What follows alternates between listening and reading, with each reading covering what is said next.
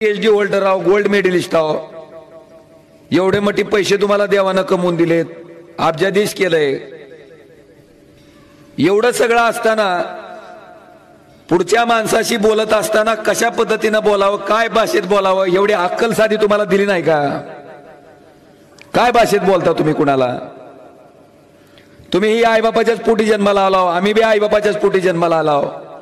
म्हणजे नेमके तुमचे आईबाप तुमच्यावर संस्कार करायला कमी पडले का की तुम्ही दुसऱ्याच्या आईबापाला काही बोलता?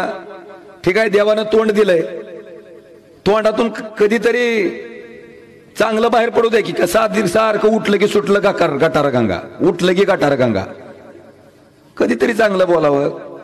बरं, मी ती बघतो, त्यांचं भाषण बघतो, काय भाषेत बोलतेत, खालची कॉमेंट वाचतो. मला वाटतं कॉमेंट जर वाटले तर चक्कर येऊन पडल माणूस एखादं.